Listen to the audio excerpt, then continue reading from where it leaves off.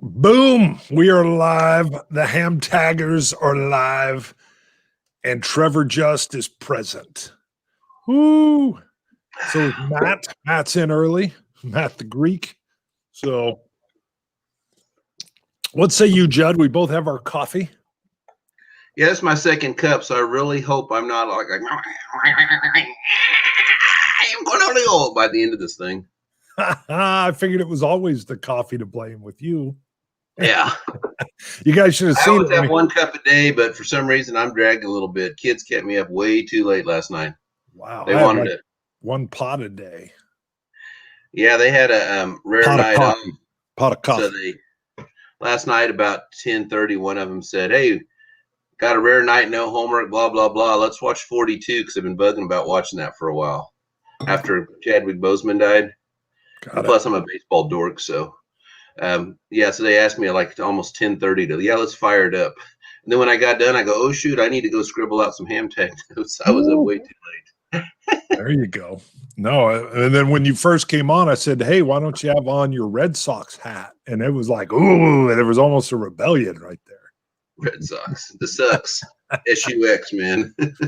All right, so I didn't really hate those guys until 2004 because I'm not from there, so I'm not part of. Yeah, I'm a second generation Yankees fan, but when my dad grew up, the Red Sox were relevant. I mean, Ted Williams is a good ball player, but when the Yankees win every year, so 78 there was that little rivalry, but there wasn't much of a rivalry because I laughed at him, and Aaron Boone, I laughed at him, and until 2004.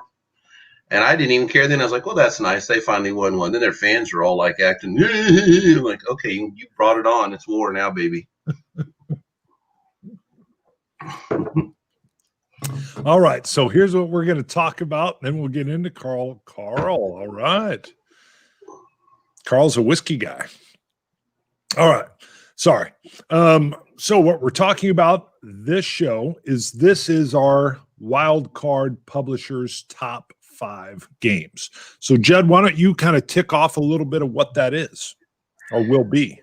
Well, one of the problems we have, especially when there's 3 of us doing this, is finding topics that we all have. You want at least 5. You can't make a list without 5. Like the time you said, let's do worker placement. And I looked through them and I said, I've only played 4 and one of them I don't like. So, it's a little easier like Tom Vassell doing it because mechanics and you can teach and games take 40 minutes or whatever, but it's a little tougher on our end.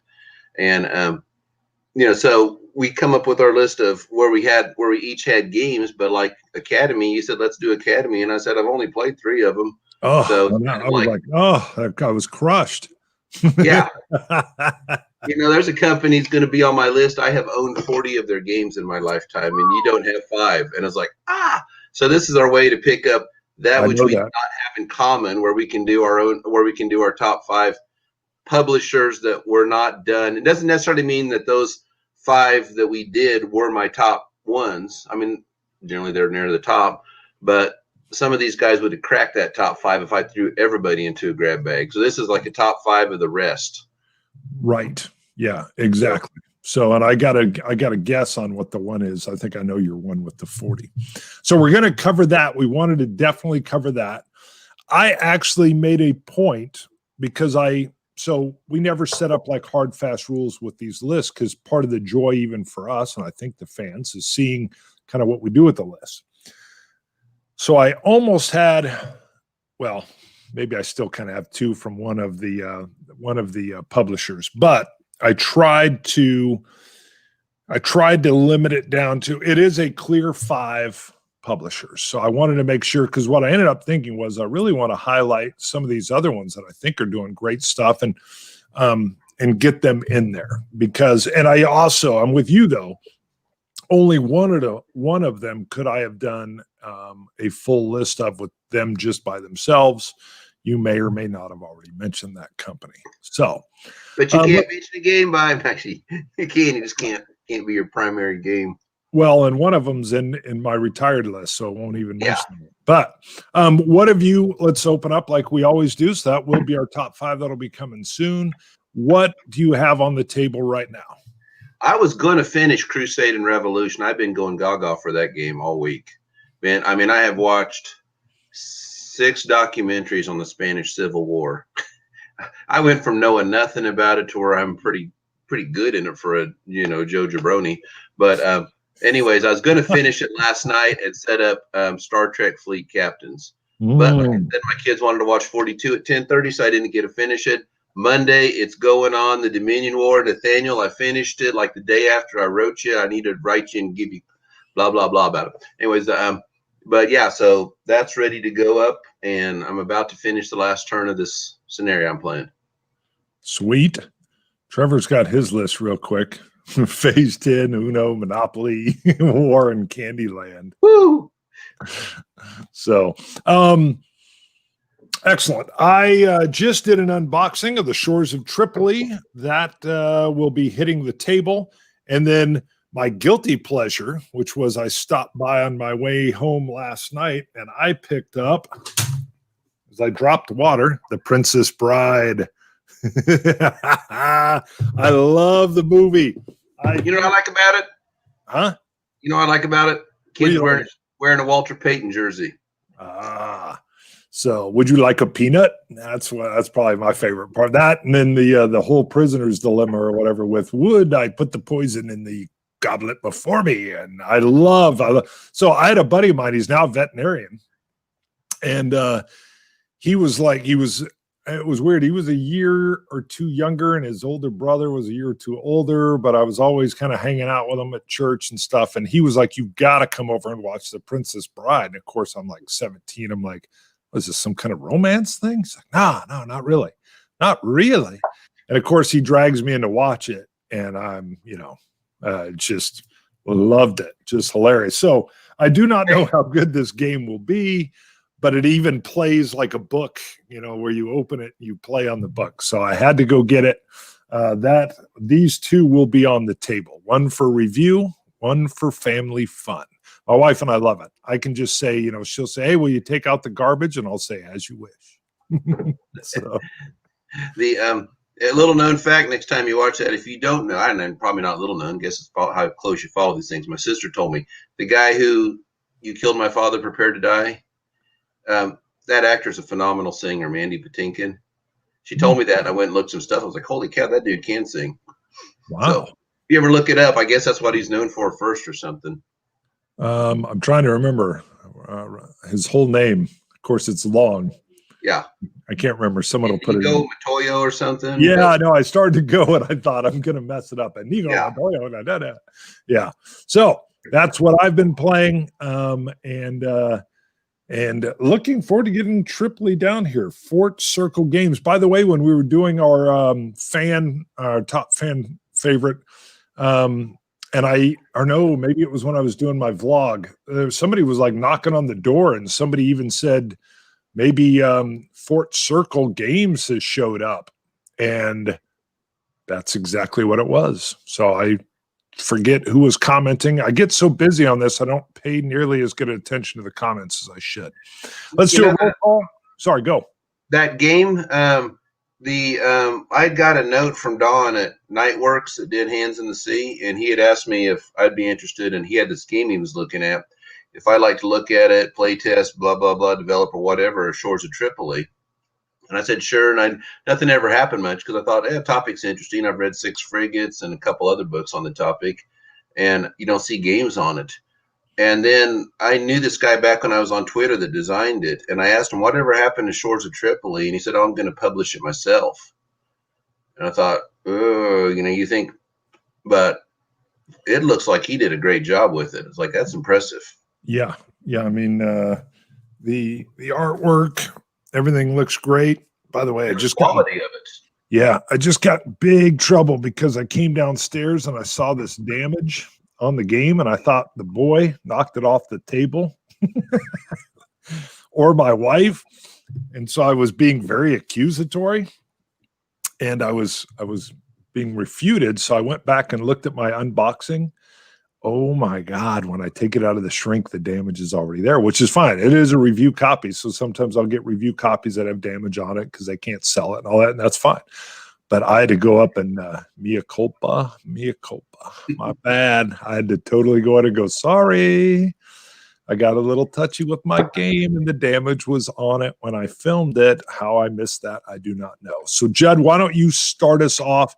Well, look, real quick, I said I would do it. I know we're several minutes in. We haven't started the list, but that is how HAMTAG is done. Trevor Just is in. Matt Curiosis, the Greek, is in. John Connor, he is here. He's not even hungover. Speaking of that, we do have a whiskey fan in there, Scotch Malt Whiskey Society. I was able to pick this up. Boom. You had to enter a lottery to get that one, and it was expensive, but we won't talk about that. Let's see. Nathaniel Robinson is in. Let's see. Who else do we have? Trevor's got some comments. Dan, the board game man. Gilbert Tosteven.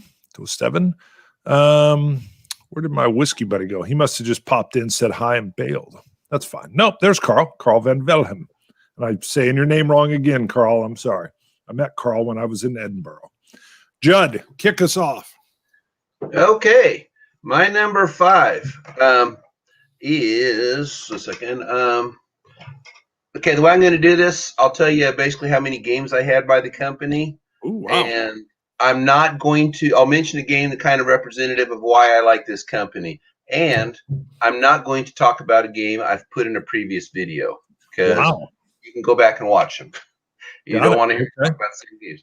So my number 5 publisher that hasn't been listed is Bellica 3rd Generation. Game I'm going to mention is Campaign Commander Volume 1, Roads to Stalingrad. I have, now, this is the only one I don't have at least 5. I have 4 of their games, the 3 Campaign Commanders, and Veracruz 1797, a pretty cool block game. Anyway, the reason I put them here, I mean, it's kind of hard. They have some Napoleonic games. Their games are kind of hard to get. That's the only thing I'd say because they're a Spanish company and shipping's kind of pricey overseas. I haven't found them on NWS, Miniature Market, definitely not Cool Stuff like that. So it's really up to you getting them at your friendly local game store or trades, check the eBays, things like that. I got my first one, the Coral Sea one, and I've put that in oh shoot, we had one of the original top 5 of all time. I had that in there, and you and I have shot reviews on that one and this game. And yeah, I played it, loved it. Wrote the publisher, asked him if I could make a Vassal module for it. He was very enthusiastic. Sent me all the artwork. I thought that was the norm. That's not the norm. Then he sent me extra games. He was so thankful for it, and then I made Vassal modules for those. I like the company. The guy who owns it is the guy who designed those 3 games. Super cool guy, extremely supportive on the boards. You know, I like the artwork. You know, you could probably squabble. Okay, it's not a mounted board. It's not a super sturdy box. I don't know. I like the look of the box. It's kind of a weird soft feel to it. But squishy. They kind of hit a sweet spot for me because their games play. This is like a 4-hour game, maybe 3-4 hours. It's kind of, he goes for one setting game, so they're not monsters. They just hit that sweet spot. Not overly complicated, but they don't pull so much out that you don't feel like you're really playing the game anymore. Same with the Santa Cruz game's got a little tiny mounted board, pretty thick cards, and blocks. So yeah, they've really upped it. But yeah, really neat guy, and I like what they do. If you're over in Europe, a lot easier to get because shipping's a lot cheaper. But yeah, you got to kind of beat the bushes a little bit. What's funny on this game here, somebody had to pay it forward, and they put it up. Well, I already had it, but then he added to his list and added the Gettysburg Mark Herman C3i game, which not the magazine, just the game. I wanted it, so I jumped on it, knowing I could try and flip that second copy pretty easy. Then I flipped it for a pretty good game in the pay it forwards. So that's very meta. That's very meta. That's a game in a game. There you go. But yeah, no, seriously, check the pay it forwards marketplaces if you're interested, and you can look around. Shoot me a geek mail if you're looking for something, and I'll beat the bush, see what I can find for you. But yeah, they put out pretty neat little games. I don't have as great exposure, but I really like the company because the way they back their games and what they put out. My number 5, Bellica 3rd Generation. Nice, way to go. And there was some. Hey Matt, which 3 do you have? Which 3? No, yeah. Go ahead and put up your answer to that, Matt. So we'll see. Cut in when he replies to that. So, all right.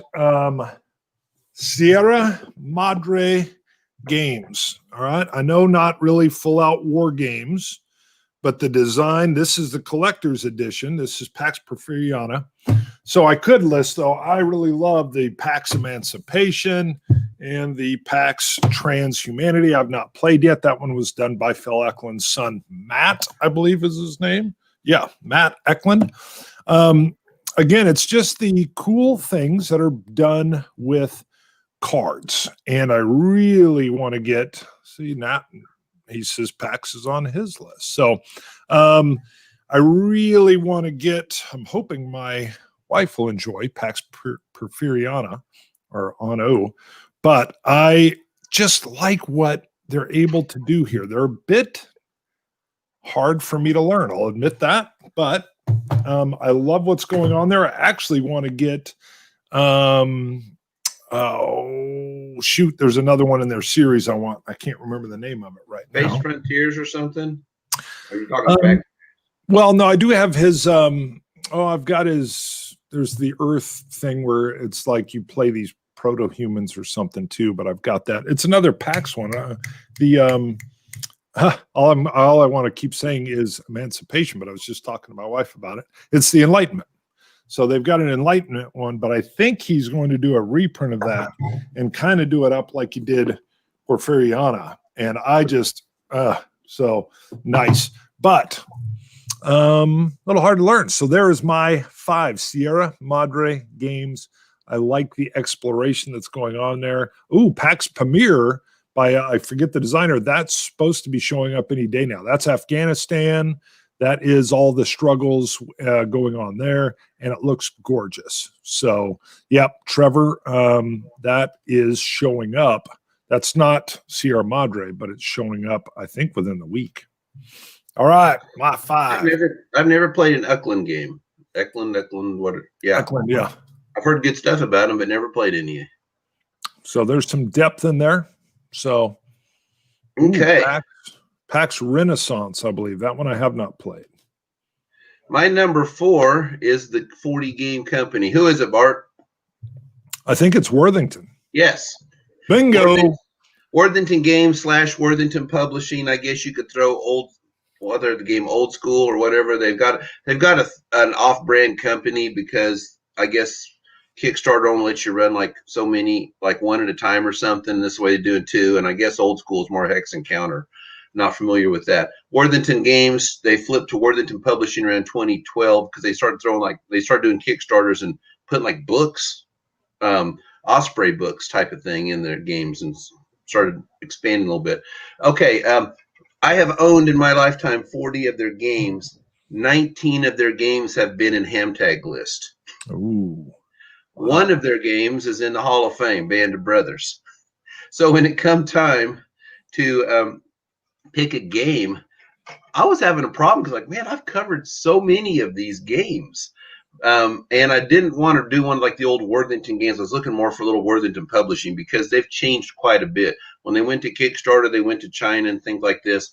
The quality shot way up. They started doing, I think more of the rounded counters, the mounted boards, things like that. So the game I picked, this one all too well, Bart, and it's because I have this, you bad influence. Dunkirk. Let me highlight you. I will tell you this, that Worthington almost made my list on this simply because of Dunkirk. There you go. Yes, this one, I don't get, okay, flip back now. I don't get a lot of games as much. I don't, when Worthington was going out, I was buying stuff just left and right back around 2010, 11, 12 or so. And then, shelves started filling up, stuff like that. And it kind of come down to, do I need another bulge game? I use that example. Or I have like 5 market garden games. I used to have like 8. Am I not happy with what I have? Is it missing something? Okay, now then I probably don't need another bulge game. It would take something extraordinary or a market garden, something like that. Mm-hmm. So I'm a lot more selective. When it comes to this game, I hardly have anything on the Invasion of France. I have 2 games. The 4 Roads to Paris magazine annual and this. And when I read that four roads, I started reading a lot of background articles and getting really interested in it. And that got me, put this one kind of back on my radar. I watched your review of it and said, yeah, I need this game. Yeah, I want Really, to play that with you. We have not played that together yet. yeah, it's a cool idea because it's got so many levels of fog of war. Yeah, Yeah, Fog I of mean, War quad, baby. yeah, I mean the Germans, you got different objectives. You draw one, put the rest in the box so they can't see it, and the Allies don't know what you're doing. Love that. It has cards that have dual purpose, like you can use them for reinforcements or combat. It had the blocks in it. What was the fourth level that I'm forgetting? Um, um, you're because you're right. The blocks, the Yeah. objectives, the cards, and Anyways, it just escapes us. yeah, shoot, I know it too. Yeah, same here. But it covers it in a pretty simple little way, and I mean that's what Worthington does very well. Their games tend to be in the 2 hour range, pretty easy. And that's been their MO. I can't really think of a complicated Worthington game ever that I would consider medium complexity in the war game. Not compared to Eurogamies because they skew things, but within the war game genre, their games always fall in the medium low complexity. And I mean, Band of Brothers, shoot, they did you're playing infantry snares off of 5 pages of rules. So easy to learn. That's been in their MO, and I really like that. In the older days, especially, they gave a lot of young designers a shot. You know, Sean Chick, Daniel Berger, John Paniski, guys like that. So they got their shot with them. They still do some. What happened, I guess, after Grant Wiley, who was one of the co-owners of the company, retired, he had all these ideas. They had designed some stuff. Hold the Line probably being the most well-known. And he wanted to design. So when he retired, he went crazy and put all these games out. So that, yeah, I've noticed they've started, like this guy here. This isn't one of the Wileys. So, Yeah, what's yeah. his name again? I wanted to say Kurt. I know it might be in the book I want only. to say his last name was Thompson, if I remember, but I can't. Going off of memory, and it's faulty. Someone will throw it in there. I remembered they didn't put it on the cover. I think it's in the rules, but Okay. don't worry about it. Don't worry about it. Somebody in the comments will throw it up there. Anyway, so yeah, that's they've always hit that sweet spot with me for low complexity gaming. And I have made, when I've said I made 60 Vassal mods, I don't know how many of them in Worthington, but I'd guess at least 20. Made a lot of their stuff. So anyways, that is my number 4, Worthington Publishing / Worthington Games. Yeah, so. Great choice. I am not kidding. That was on, the way I do my list, I usually like ballpark everything on my mind, and then I'll kind of narrow it down to what I think my 5 are. And that was in my 10 or 11 that I was looking at. And, it's been gaining some traction lately too. There was a good write-up review on it. And I would say there's a lot of cool aspects, but the definite different goals that the Germans are hitting for keeps the Allies. You're really kind of, you can't push one thing because you got to hedge your bets. And it makes it tense. It puts the tension in there because you really don't, and then you can do the shell game business. So that's probably my favorite element in there is the, pick the card and what's he got, what's he going for. So excuse me. All right. So Trafalgar Editions is out of Spain. I'll get this up here. Trafalgar. I love wooden ships and iron men. And that's what this is doing, those kind of battles. Of course, Trafalgar as well. And it is heavy. It's a beast. I haven't played this in quite a long time, but it is this is a great game in the company. Juan, who owns the company, I'm forgetting or can't pronounce Juan's last name. Juan has been putting out a lot. We had Waterloo. We had Austerlitz 1805. Leaning towards the miniatures and blocks, or now they're even doing counters. But I'm very excited to see all of the different war games that are really kind of coming out of Europe. You've already covered one. Now I've covered this one. There's another designer. I can't remember his name. He did Stalingrad and some different larger scope games. I can't remember, but he's not on my list. But again, Trafalgar Editions is the company, and it's out of Spain, and a great company. As long as you like kind of the miniatures aspect of gaming, So it's that conjoining of board game and miniatures gaming in general.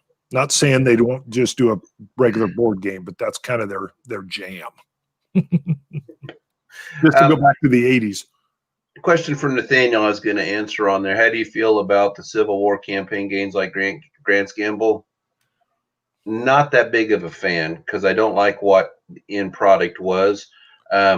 It's kind of, I guess, got its inspiration from the great campaigns of the American Civil War. It's a lot about maneuver. Low block density. What I didn't care for is it was the original was 3 games. Sheridan and Jackson and Sheridan, Grant's Gamble, and Lee's Invincibles. The 3 games made a map that you could join together and make a big map. What I wish they would have done, because the games like Grant's Gamble had one scenario, and if you back the Kickstarter, it had one on the Peninsula campaign. Lee was 1, Jackson and Sheridan was 2 games. The Lee one I did not care for, so you kind of felt like he was wasting money. But what they should have done that would have probably salvaged it for me was they should have put, now it's not good for business profit, made one map because it would have fit on a decent sized map, put all the blocks into one because there weren't a lot of blocks in this game, made the Eastern campaign and had a direct competitor for Bobby Lee. And then you could have chucked in a few more blocks and added an Antietam scenario. And instead of getting the Lee game, which was about the Gettysburg campaign, if you could, then it becomes a scenario, and some scenarios are better than others. Because the Grant game I thought was pretty decent for what it was trying to do, but at the end of the day, there's so little in it. And the McClellan game wasn't that good. It was a replacement for a game called Forged in Fire, and Forged in Fire did it on a lot bigger map with a lot more blocks, and it's really good. This one, there were so few spaces, it just felt like you really weren't getting the whole experience. And I don't know, just like I said, some scenarios would be better than others. You'd have a nice Eastern campaign game, and it would have worked really well because you could have made a lot of scenarios. Instead, they went 3 separate games. I think the 3 of them were $120, which was about as much as the Band of Brothers games, and you weren't getting mounted boards and super components. So I was a little disappointed in it. I got the one on the Vicksburg campaign. It was better. It was okay. I've played better Vicksburg games, but it wasn't bad. But I did not care for the way they ended up doing that. I thought it felt like money grab more than anything, and could have been done a lot better. So just my 2 cents. Some people like it more. I wouldn't be opposed to playing it if you hadn't said you want to play a game. I'd say sure. I really want to play the Lee game. The Jackson one's pretty fun also. So and Kirk designer is Doug Bryan. Yes, thanks. Doug Bryan. Yes. Yeah. And good observation from Nathaniel. Go ahead. Okay. My number 3 publisher is I always want to say Last Man Standing. Last Stand Games, who put out Against the Odds magazine. They've also put out one regular board game back there, Stalingrad Verdun on the Volga. It was great game, Mike Cornell. Of course, I'm going to dig that. But it was the only bummer was I think they were kind of timid with putting out too many games, because without a Kickstarter, you're not guaranteed the money. They made a small print run that drove up the price. It was like $100 for the game. Pricey game. I don't really regret it because I waited a few years to get it and was happy with it. But that was their only board game. I don't think they're doing anymore. I don't know. They did sell them out though, but I want to talk about this. Last Stand Games, I have owned 10 games by them. 3 of them have made previous HAMTAG lists: Circle of Fire, Little Burlerow, and Not More But Murder. Okay, you can flip it back now. Yeah, now Against the Odds magazine. This one here is Islands of the Damned. I could have done plenty of these game magazines, and what I like about this magazine, I have done strategy and tactics. I've done a few of those in my days. Wargamer magazine. I have a few C3Is and Command. And what I really like, what was funny was I thought this was the norm for games. I mean, I had S&T back in the day and wasn't real impressed in the 80s, but I like what these guys do. And what this one, for example, This is 2 solitaire games in one. You know, it's one of those magazines that have a game inside. They don't put them out every month, which is a problem with S&T. I don't know if they still put them out every month, but a lot of their games come out horribly undeveloped. And anyways, I have had great luck with the games. In fact, I heard it's a mixed bag. Some are better than others. Always do your research. But for a long time, Limbatova was their developer, and he was top notch, one of the best I'd seen. So they put out a series of really awesome games. Now, what is cool about this, besides this is 2 games in one covering Wake Island and Peleliu, is that the rest of the magazine, you know, those old guys, I just read it for the articles. Yeah. That was a different kind of magazine. Yeah. But I joke about it because the articles are really great. You know, like I thought this is what C3i did, and because I finally got my first C3i like last year. C3i tends to have articles on games, which I thought was GMT for a long time until I ended up writing one for the next one on France 1944. But this is historical articles, and I wrote the ones down on this. They have one. Obviously, the designers write articles about the story. So he has an article about Wake Island and Peleliu. They also have one about the 1st Marine Division. They have one on 1807 Friedland campaign with Napoleon, a what-if scenario, what if the carriers were at Pearl Harbor. They had one on the history of Plan Orange and the theoretical what happened if we went to war with Japan. Mark Herman made an entire game on that. There's an article. 1935. Yeah, but I mean, this goes back to like the World War I or even earlier, and it takes it all the way how the whole thing developed through the years. There's an article comparing the 3 Stalingrad area impulse games. John Prados, if you know him, he's a super brainiac dude. He's best known for Rise and Decline of the Third Reich. I'm not saying the other word because you might get demonetized. He wrote one on terrain and war games, and then there's another one like an article about variants from a previous game. Hold on. Schwinn won that battle. Yes. So anyway, so yeah, I sat down. I was on a road trip, and I ended up reading most of the articles in the magazine. And the Plan Orange one is fascinating, especially. But yeah, the designer things, you get like a 10-page article on the background. It's like the ultimate designer notes because, you know, like with Lilla Berlero, I knew nothing about that game, about that battle. But then I read the thing. I was like, okay, this makes sense. Why not? What led me to watch a few YouTube videos to see some more on it. But yeah, you get a nice background on the game you're getting because they don't cover a lot of the real popular. This is one of the more popular stuff. They do lots of kind of bizarre little battles that you don't see a lot of games on. So anyways, yeah, the games, you know, I've been happy with the maps, the counters, pretty good for this. You can either buy them in the folio, or if you really have to have something more sturdy, this is like a sturdier with this counter tray, which I do not use other than playing the game itself. You can chuck your counters in. I don't use them for storing them. But anyway, just been really happy with the product they put out. And they're one of those that I always take a look at them when they come out. And the last one I bought by them, I actually went back and rebought an old Vietnam game on Kson from like 2002. So anyways, that's my number 3 publisher, Last Stand Games. Very nice, very nice. So some people commented on the Echo. The way StreamYard works, they've got a very good filtering program.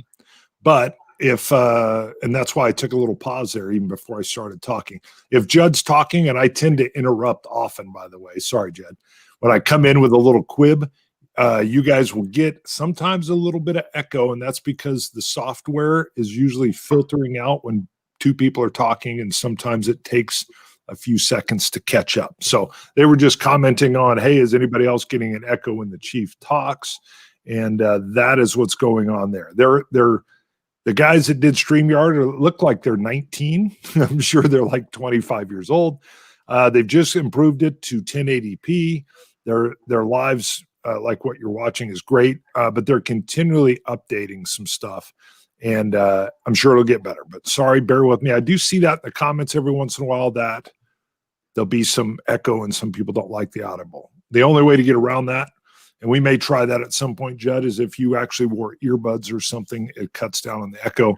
But I'm not overly worried about it. No big deal.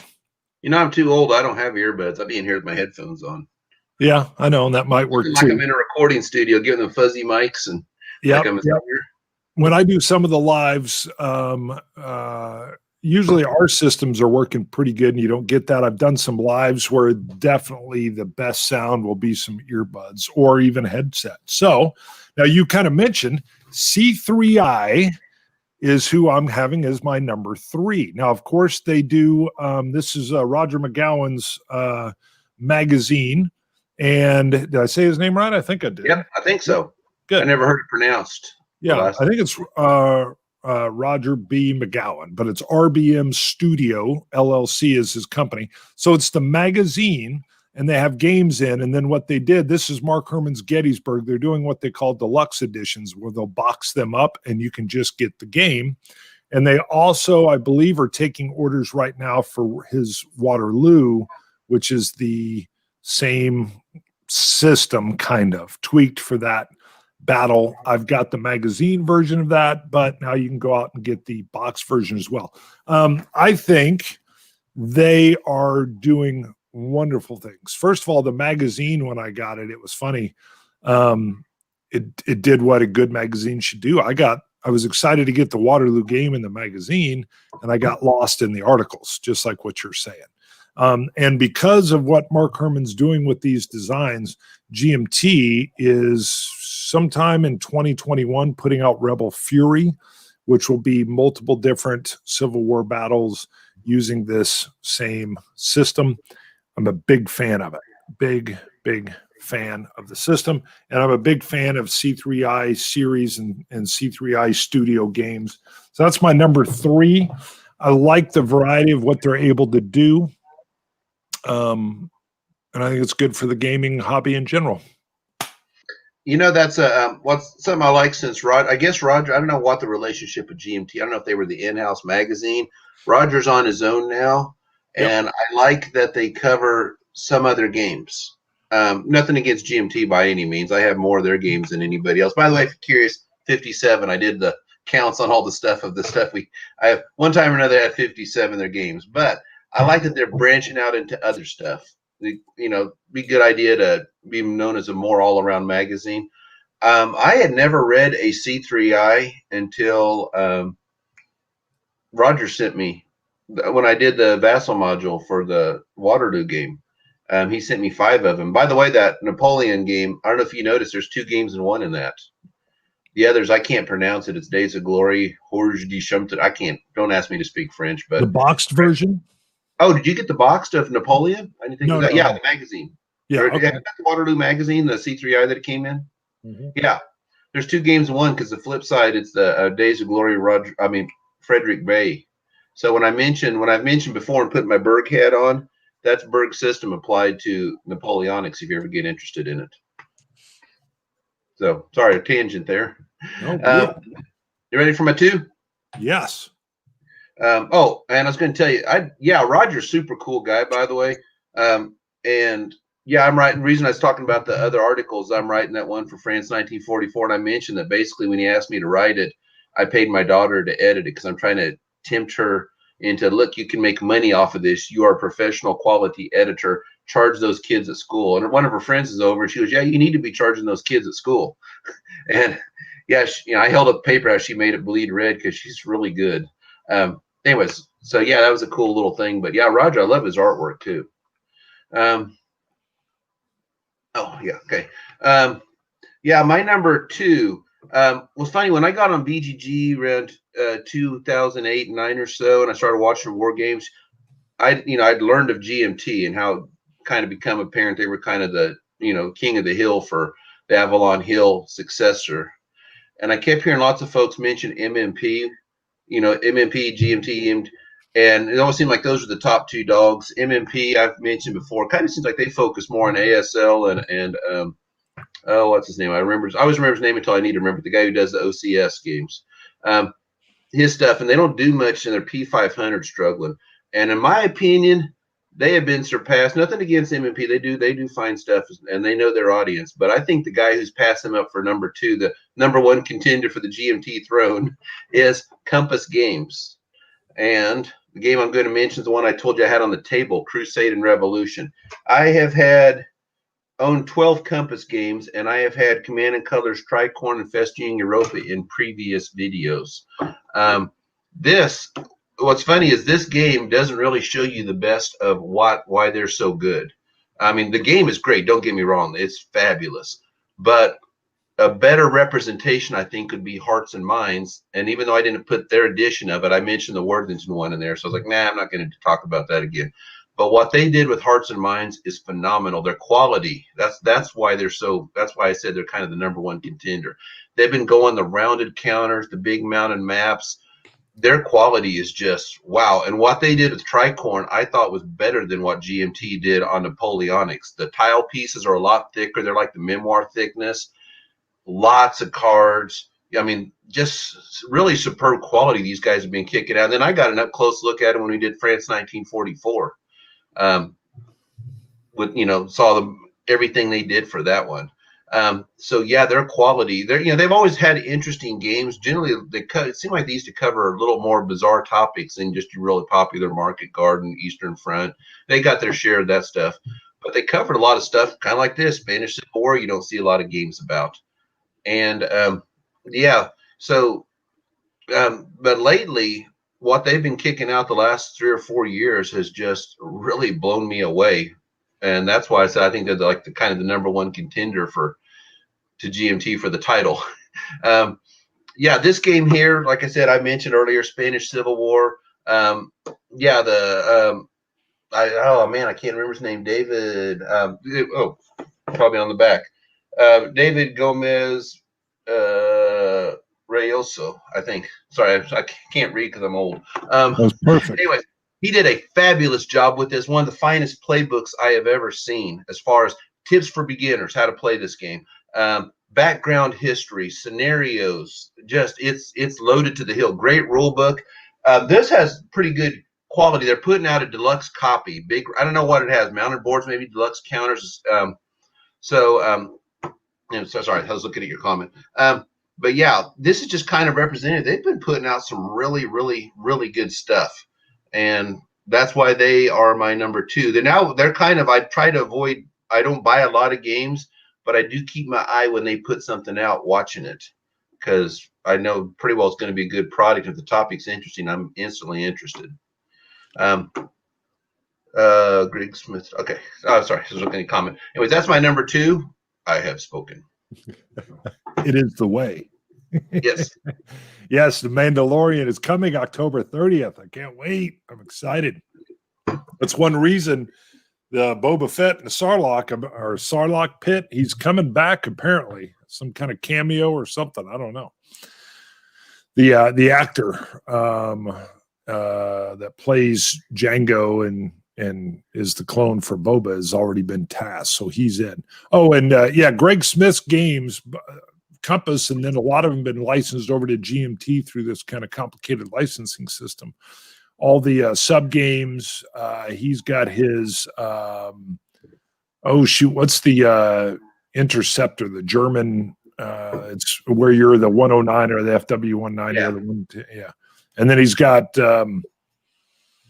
He's got it's like German Bombers Over America or something. I can't remember the title off the top of my head. But yeah, Compass is doing great stuff. So my #2 is Plastic Soldier Company, PSC. Battle of Britain. Of course, that was a remake they did. Phenomenal games. Their whole bread and butter, their business is plastic miniatures, soldiers, planes. So they were tailor-made to do this game. Wonderful game. They also, part of the Borg series, did the Great War, so World War I. And they had a little bit of issues, surprisingly, with some of their figures on that one. When I was cutting out the British troops, while all of them, the French and everything, were on sprues. And bayonets in particular, and the Germans were breaking, and they ended up redoing it in a softer plastic. Of course, that's their deal. They know what they're doing, and it worked well. But loved it. Great implementation of the Borg system with World War I. And they've got some other games out there. I'm trying to think. Some people Lincoln, but they've done some other stuff as well. And I, again, love seeing what they're doing. This is awesome. My grandson helped me play test this a little bit because he saw the planes on the board on the table and was like, whoa. So the toy factor is big, as long as that doesn't bother you. And PSC is my numero dos. You know, when Worthington redid Hold the Line, I think the big thing they did with it, part of the problem I had was Hold the Line was, to me, was such a perfect game. I mean, super high quality, really thick counters. It was way ahead of what they were doing at the time and probably on par with what they're doing now. But, it had counters. And then they put out the plastic pieces to give it more of a memoir look, but they worked with PSC on that. So it's a pretty smart move, working somebody who really knows what they're doing in that. I never upgraded though, because Hold the Line was such a perfect game. Is there anything I feel like I'm missing? Nah, I don't need plastic pieces. I had that in my top 5 already when we did our first list. Okay. Honorable mention. I really have 2, and I can tell you why I didn't have them here. One was War Frog / Tree Frog, Martin Wallace's company. I concur. I was tempted to put them in there at 5. I actually had at least 5 by them, but they're out of print.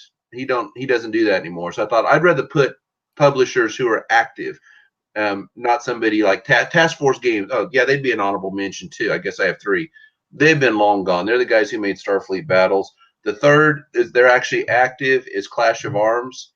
I haven't got a game by them for about 10 years though. The last one I had was the Fires of Midway, and I have all the old Civil War games from the 90s and 80s I put in list. So anyways, those are my 3 honorable mentions. Beautiful. I would concur. War Frog, Tree Frog Games is the one I would mention as well. I just excluded it. It had nothing to do with that if they were in print or not. Anyway, it was a different take. Martin's different take on wargaming is what's really nice there. Yeah, but they are quite expensive if you're looking to find them now. Yeah, that was the other thing. I didn't want to put up games you're going to go out and spend $100 to find. Yeah, and not be like the Gettysburg game. Goodness, yeah. Good luck with that. But yeah, he also put out really high quality stuff. His components are really good. Yep, 100%. And it's got that. It's just got a different feel, which is what I liked about it, and why it was on my list. But same reasons you got in the price and finding them and stuff. Yeah, Z-Man was a potential. I had a decent amount of games by him, but the funny thing was I had one war game. It's really a Warro. It's the Duel in the Dark, and then the I had Great Ameritrash game. The I'm looking right at it and I can't see the name of it. But anyways, but the problem is they're a Euro company, and what I have by them tends to be really old. And Eurogamers, I noticed, like when we did our top 5 strategy games, Euros, people were grumbling about old games. I'm like, old classic and old games. It was like, 6 years old. Oh my goodness. It's like their minds be blown. Like, we talk about 90s, 80s war games, but I was like, Eurogamers would find no use for it because my stuff tends to be older. Definitely not a Cult of the New guy in that realm. Hey, Knizia is making a resurgence, as he should, man. My favorite designer of all time is Knizia, and he's coming back into the forefront again. People are discovering his old games. So that's a nice thing to see in the gaming hobby in general is people kind of returning to the standouts for good reason. For good reason. Yeah, Eurogamers, I think, tend to be play it. They'll play, and they play it a lot. That's the great thing about Euros is 30, 45 minute hour game. You can just crunch through them one, and easy to learn, easy to teach. But then they tend to move on. And where war gamers are more of we're like, back in my day, the old country western, back in my day type of stuff. Hey, there ain't nobody like Hank Williams, So walk to school up real bit. More appreciation for the past. Yeah, we're getting old. Yeah. So ready for my 1? Oh yeah, baby, bring it. My 1 would probably be in my top 2 if we were doing one on every company. Probably a toss-up between them and GMT, and I buy a lot more of their stuff now than I buy at GMT. Nothing against GMT. Like I said, I told you how I buy games, but okay, flip it back. Yeah. I wanted you to show it. I like to bring you up. There you go. My number 1, Revolution Games. And the game I'm holding up as an example is Gazala the Cauldron. Um, they come on the scene, I think, in 2011 with Washington's Crossing. I have 12 games by them. I have put Washington's Crossing and Operation Battle Axe in top fives, and I have, since they co-produced Mike Rinella's games now, like 5 of them, I've done reviews on all but 1 of them, I think. So there's plenty of stuff you want to go look at what they do. But even beyond the Rinella games, this is not one of his designs. Love their stuff. They don't all come in folio. I don't know what people's beef is with folio. I love folio because that's part of the reason I get into their games more than a lot of the others. I don't have problems storing them like I do box games. I got shelves over there. I just slide them and put them in there. So perfect storage solution. But yeah, also keep shipping way down. And these things are really affordably priced. I'm betting you could probably find this game for $30 or less. And when their fall sales come, they tend to run about $22 to $27 for these. Also, if you really got to have the box, a lot of their games have a box option. I'd rather have this, easier to store. But Washington's Crossing is the only one of their games I have in a box. And I think that only came in a box option. Okay, what's so great about this company? Okay, it's the core of a war game right here.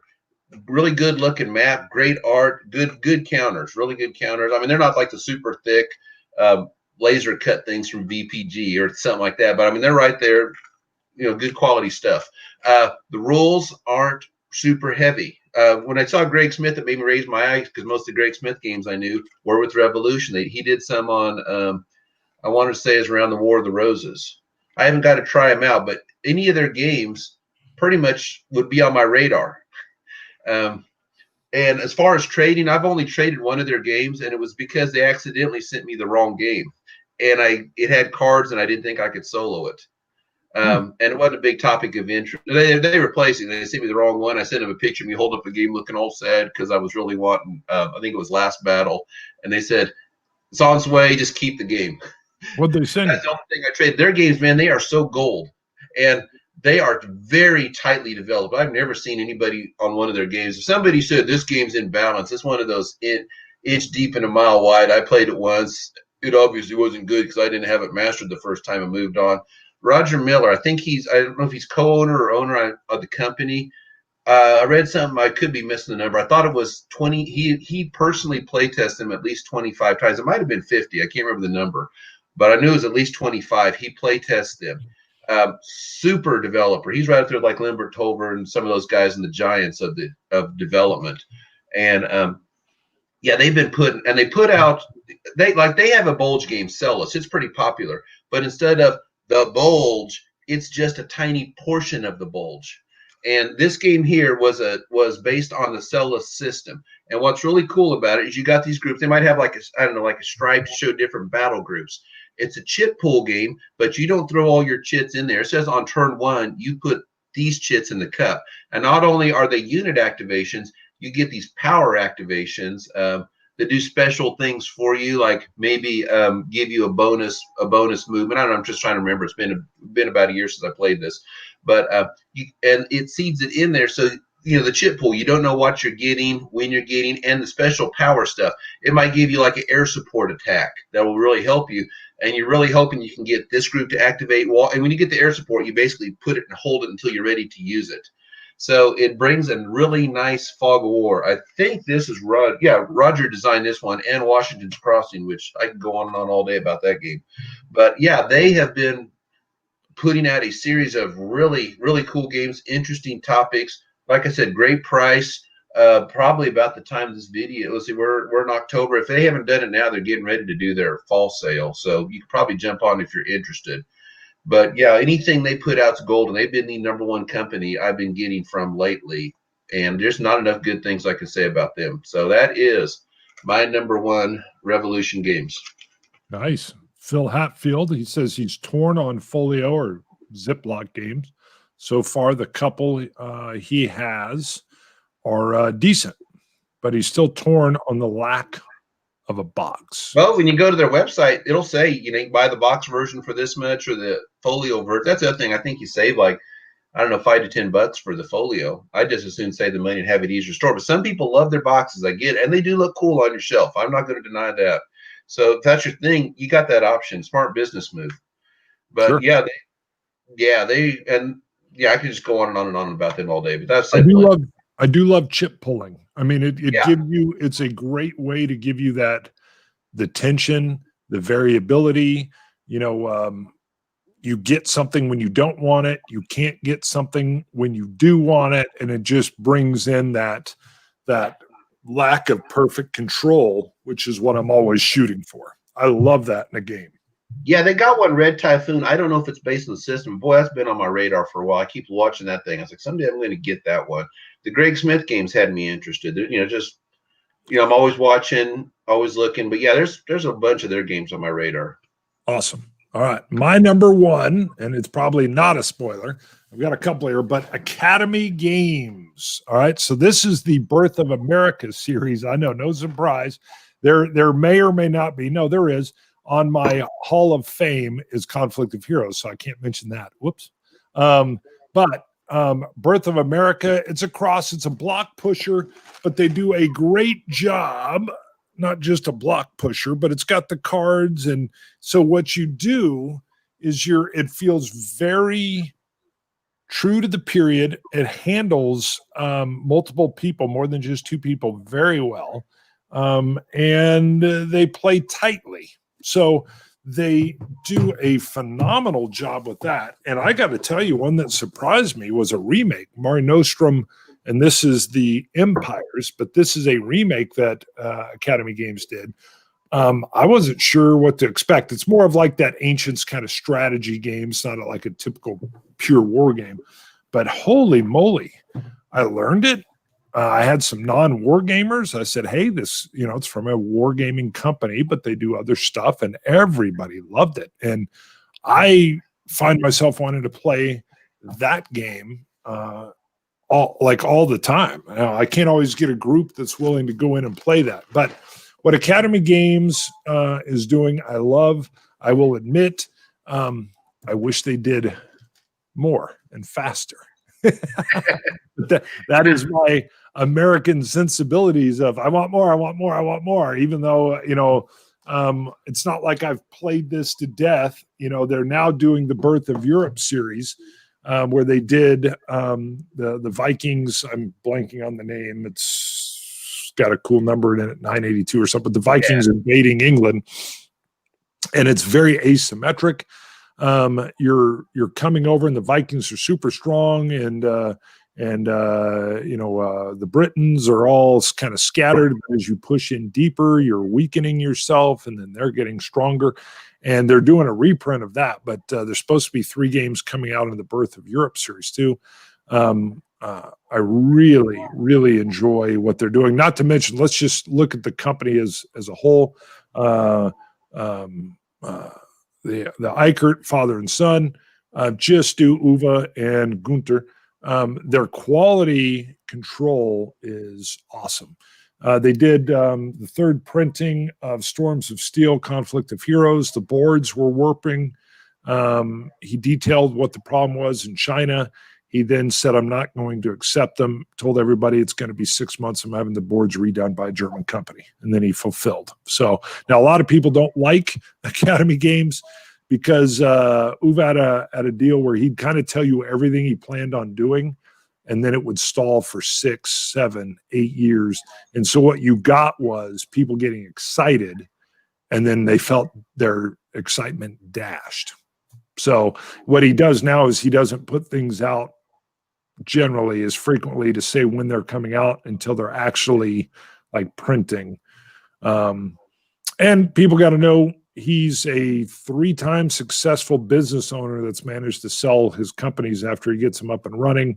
He loves games, but he's like a Renaissance man. He plays the violin and hunts and all kinds of stuff. So he's running the company for fun and putting out the games for fun, but he takes a little bit of flack for it too. What say you? Yeah, sorry. Never can tell Chan. Right there, that 82nd Airborne license tag my dad gave me. I should have moved it because that's my copy of that game. Got it. Yeah.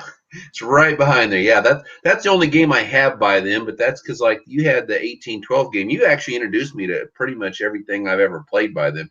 We used to play that at church all the time, the 1812 game. And Yep. then we played the 1775 once, and then our kids got too old for the Wednesday night church thing. So um, but yeah, and then you introduced me to the Conflict of Heroes also. So you should be like the regional salesman. Oh, But yeah. yeah, I love, man, those art covers are fun.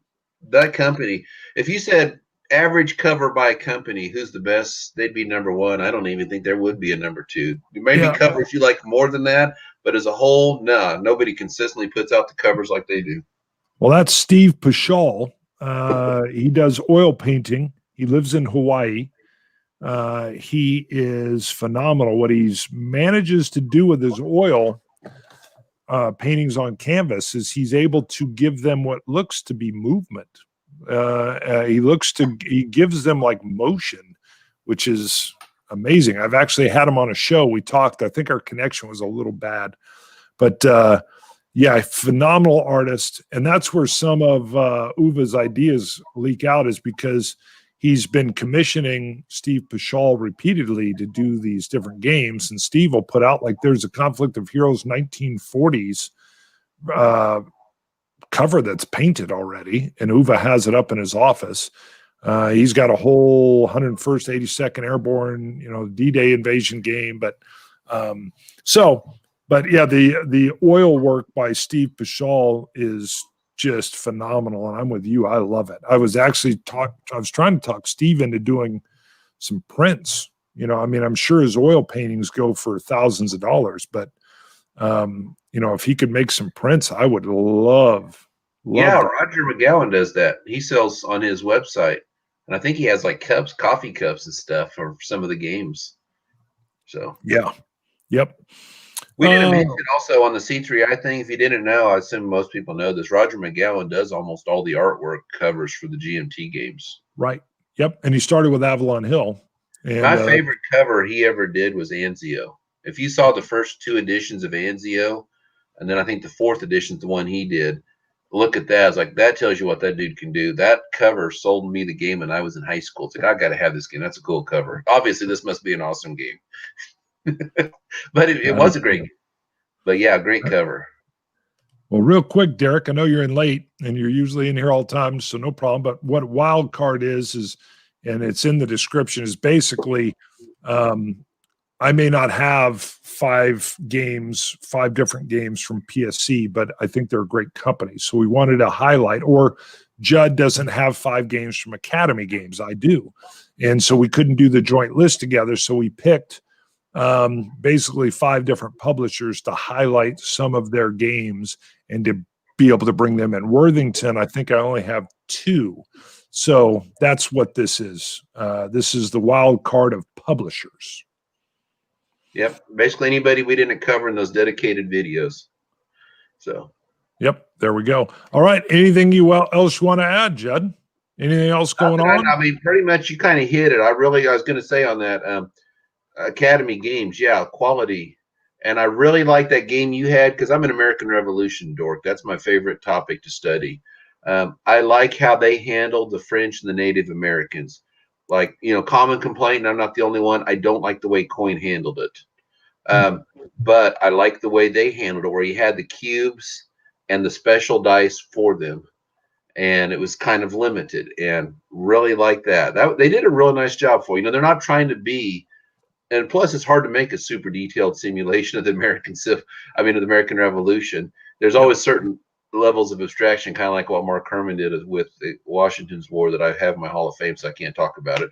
But what they were going for, a easy entry level game that's not insulting and covering the topic, they did a really good job with it. They did. In the 3 different iterations that they use, because the designers for the system are Bo Beckett and Jeff Stahl. Like 1775, you had the deal where the Brits could jump into any colony, just boom, and so there was a lot of in-your-face combat. I'm forgetting the name of the other 2. My goodness. But you had the one, go ahead. Do you remember the names? Of the games they put out, or Yeah, I'm blanking, and they're over there, and oh, I'm they have like, a French and Indian war game. I really want to try that one a out. lot of maneuver in that one. That was really about the difficulty of getting your blocks and getting them maneuvered where you needed them to be.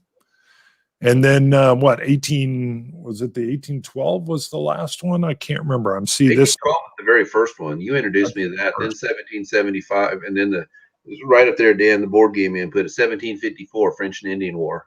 Dang And it. I don't know if they've put any out since then. Well, the French Indian War then would have been the one that had where what they really showed was how the Native Americans would drop and come back in the battles between them. Yep. And then 1812, I believe, was maneuver. Again, sorry, go look at the independent reviews on that. Heavy maneuver. But I liked how they had the different feels for each. Yep, 1754 con. Yeah, and the way they customize those dice, especially the way the militias would flee so quickly, because they're in 1812, they really didn't have their hearts in. It was like a lot of them were just, we're not crossing that border. We'll fight for America. We're not in the conquest of Canada. Right.